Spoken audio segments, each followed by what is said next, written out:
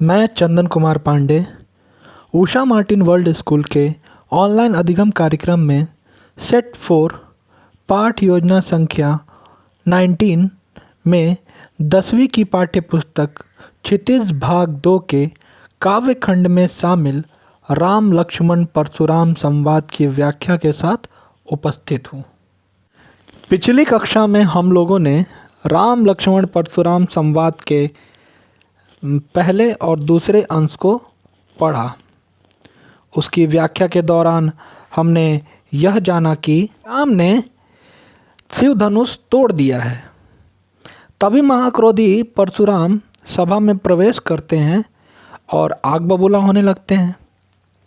वे अपने गुरु शिव का धनुष तोड़ने वाले को मार डालने की धमकी देते हैं। श्री राम परशुराम को मीठे वचन कहकर शांत करते हैं। वे स्वयं को उनका दास बताते हैं, किंतु परशुराम का क्रोध बढ़ता ही जाता है। तब लक्ष्मण उन पर व्यंग करते हैं कि ऐसे ऐसे कितने ही धनुष हमने बचपन में तोड़ डाले थे, तब तक को आपने कोई क्रोध नहीं किया। इस पर परशुराम का क्रोध भड़क उठता है। वे लक्ष्मण का वध करने की धमकी देते हैं। तब लक्ष्मण हंसकर परशुराम से बोले, हे देव, सुनिए, हमारी जान में तो सब धनुष एक से ही होते हैं, मतलब हमारे समझ में। फिर इस पुराने धनुष को तोड़ने से में किसी की हानि क्या और क्या लाभ है। राम ने भी इसे नए धनुष के धोखे में तोड़ा था और मुनि जी, यह धनुष तो छूते ही टूट गया। इसमें तो राम का कोई दोष भी नहीं, इसलिए आप बिना बात क्यों गुस्सा करते हैं। लक्ष्मण के ये व्यंग वचन सुनकर परशुराम अपने फरसे को देखते ही बोले, अरे मूर्ख, लगता है तूने मेरे स्वभाव के बारे में कुछ नहीं सुना है, न जाना है। मैं तुझे बच्चा मानकर तेरा वध नहीं कर रहा हूँ और तूने मुझे निरा मुनि ही मान लिया, मूर्ख मुनि ही मान लिया है। अरे, मैं बचपन से ही ब्रह्मचारी हूँ। मैं स्वभाव से प्रचंड क्रोधी हूँ। सारे संसार को पता है कि मैं क्षत्रियों के कुल का घोर शत्रु हूँ। मैंने अपनी भुजाओं के बल पर अनेक बार पृथ्वी को सारे राजाओं को से रहित कर उसे ब्राह्मणों को दान में दे दिया है। अर्थात मैं धरती के सारे राजाओं का वध कर चुका हूँ और पृथ्वी को जीतकर ब्राह्मणों को दान कर चुका हूँ। आगे बोलते हैं कि ओ राजकुमार लक्ष्मण, मेरे फरसे की ओर देख। दिखाते हैं अपने फरसे को और बोलते हैं कि मेरे फरसे की ओर देख।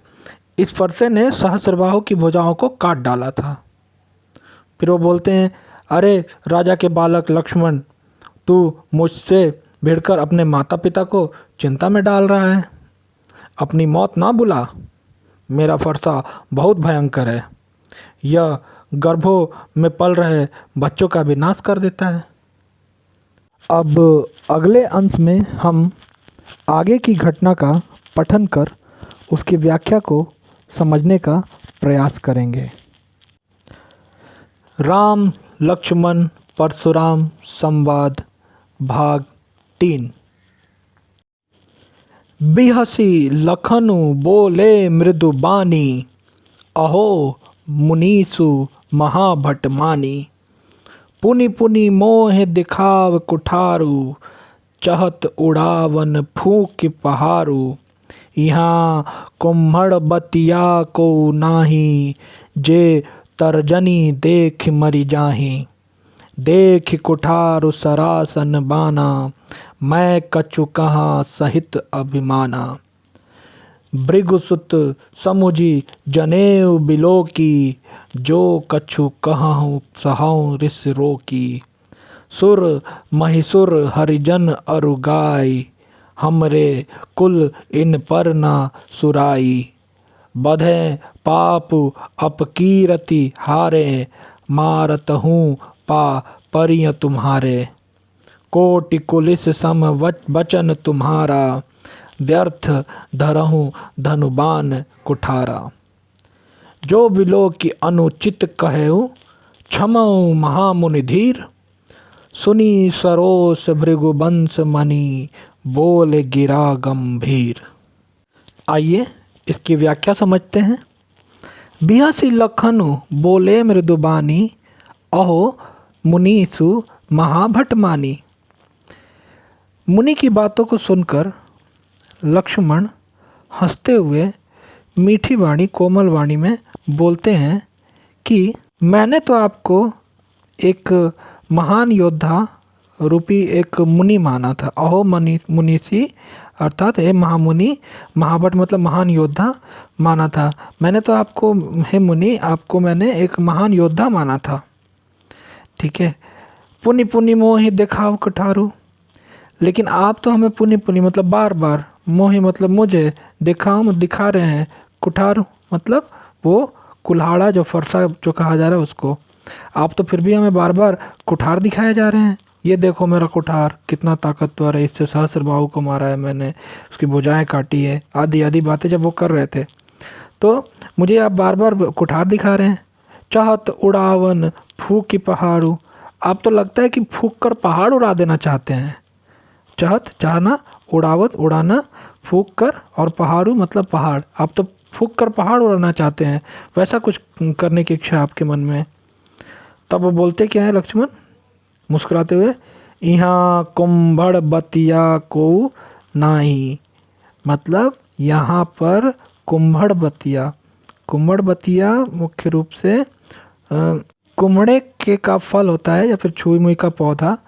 देखिए होगा ग्रामीण क्षेत्र में कोहड़ा जो सीताफल जिसको कहते हैं, कद्दू जो मीठा जो उसका सब्जी बनता है, हल्का ऑरेंज कलर का होता है जो नारंगी रंग का, उसको अगर वो जब वो शुरुआती होती है उसकी, तो उस समय बच्चे यदि कोई बोलते हैं कि ये देखो ये बतिया हुआ है, ये यहाँ उगा है, तो घर में लोग मना करते हैं कि उसको उंगली मत दिखाइए, क्योंकि उंगली दिखाने से वो क्या होता है कि दूसरे दिन वो सड़ जाता है, ऐसी अवधारणा मानी जाती है।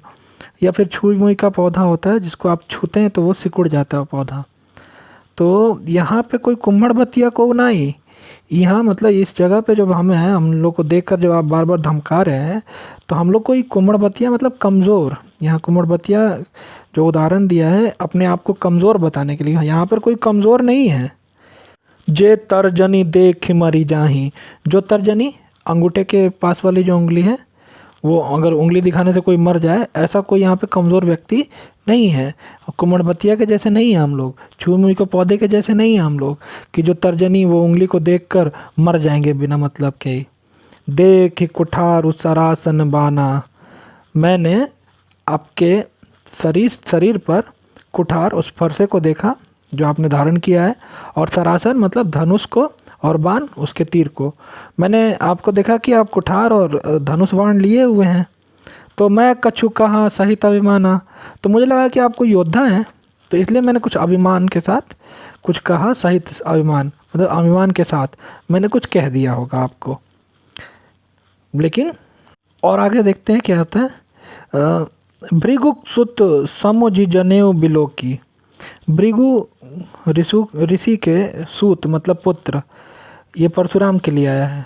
भृगु ऋषि के आशीर्वाद से प्राप्त होकर इनका जन्म हुआ था। तो जो जमदग्नि की बात करते हैं हम लोग इनके पिता की, तो भृगु ऋषि ने इनको आशीर्वाद दिया था जमदग्नि के माता पिता को, तो तब जाके ये इनका जन्म हुआ था। तो इसलिए इनको भृगुसुत भी कहा जाता है, भृगु ऋषि के पुत्र भी कहा जाता है। तो भृगुसुत समझू जनेऊ बिलो की। आप तो ऋषि के पुत्र हैं और मैंने ये जाना था, और आपके शरीर पर जनेऊ को मैंने देखा था, बिलो का था मतलब देखा था मैंने। तो जो ब्राह्मण लोग जो पहनते हैं जनेऊ पहनते हैं, और आप ऋषि के मुनि के संतान हैं, ये भी हमने जाना। तो जो कछु कहूँ सहो ऋषि रोकू। मैं जितना कुछ कह रहा था, आप जो कह रहे थे उसको हमने अपने गुस्से को रोक कर सुना, सहा। जो कुछ कहा हूँ, जो आपने कुछ कहा, सहो ऋषि रोकी। सहा मैंने, ऋष मतलब गुस्से को, रोकी मतलब रोक कर। पहले तो मैंने आपको देखा कुठार और बाण आपके शरीर पे है, और इस आधार पे मुझे लगा कि आप एक योद्धा हैं। बाद में जब हमें समझ में आया कि आप ये भृगुकुल के ऋषि मुनि के पुत्र हैं, तो फिर हमने आपके शरीर पर जनेऊ भी देखा, तो हम आपके द्वारा कही गई बातों को अपने गुस्से पर नियंत्रण करते हुए हमने उसको सुना। अब एक और बात समझ लीजिए, सुर, महिषुर, हरिजन और गाय, क्योंकि हमारे रघुकुल की जो परंपरा है उसमें सुर मतलब देवता और महिषुर मतलब ब्राह्मण देवता और हरिजन एक भक्त की बात की जाती है और अरु गाय मतलब गाय जानवर। हमारे रघुकुल में देवता, ब्राह्मण देवता, हरिजन और गाय, हमरे कुल इन पर न सुराई, हमारे कुल में इन चारों पर सुराई मतलब वीरता नहीं दिखाया जाता। इन पे हम अपना शक्ति का प्रदर्शन नहीं करते हैं। बधे पाप अपकीरति हारे, यदि हम इनका वध करते हैं तो पाप मिलता है, और यदि हम इनसे युद्ध में हार जाते हैं तो अपकीर्ति मिलती है। अपकीर्ति मतलब अपयश। तो हम आपसे हार भी जाएंगे तो भी अपयश होगा, और आपको मार देंगे तो भी हमें हमारे समाज में, हमारे कुल में हमारी निंदा होगी। तो मारत हूँ पाप पर ये तुम्हारे, यदि आप हमें मारते भी हैं तो पा मतलब पाँव, पर ये तुम्हारे, आपके पाँव में पड़ूंगा, क्योंकि आपके ब्राह्मण देवता हैं आप, तो हमारे कुल में आपका सम्मान होता है। तो आप अगर हमें मारेंगे भी तो भी हम आपके पाँव को पकड़ेंगे तुम्हारे। अब इसमें आगे देखिए क्या होता है, कोटि कुली से सम वचन तुम्हारा। अब इसी बात पर कहते हैं कि आपके जो वचन हैं, जो आप बोलते हैं, वो शब्द जो हैं वो कोटि करोड़ों, कुलिस मतलब कठोर, बहुत ही ज़्यादा घाव देने वाले, मतलब आपके करोड़ों घाव देने वाले के समान, समान वचन, आपके शब्द तुम्हारा। वो परशुराम को संबोधित करते हुए कहते हैं कि आपके तो वचन ही है ना जो करोड़ों कठोर शब्दों के समान है, जो बहुत ही आघात पहुंचाते हैं। व्यर्थ धरऊँ धनुबान कठारा, तब आप बिना मतलब के ना ये धनुष और बाण और कुठार धारण किए हुए हैं। आप अपने शब्दों से ही लोगों को इतना आहत पहुंचा सकते हैं कि आप व्यर्थ में इस सभी शस्त्रों को धारण किए हुए हैं। व्यर्थ धरऊँ, व्यर्थ ही धारण किए हुए धनुष, बाण, तीर और कुठार, फरसा। अब इस बात को सुनते ही देखिए आगे क्या होता है, जो बिलो की अनुचित कहूँ। अभी लक्ष्मण ही बोल रहे हैं कि यदि मैंने जो भी कुछ देखकर अगर मैंने अनुचित कहा हूँ, जो बिलो की मतलब देखना, मैंने कुछ देखकर यदि अनुचित कहा है,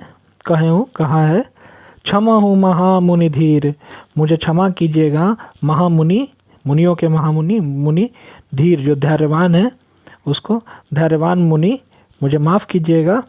सुनी सरोस भृगुवंश मणि, बोले गिरा गंभीर।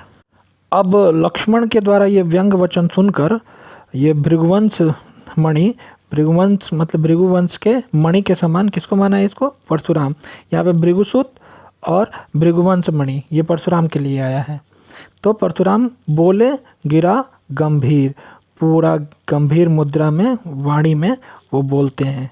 क्या बोलते हैं ये हम लोग अगली कक्षा में जानेंगे।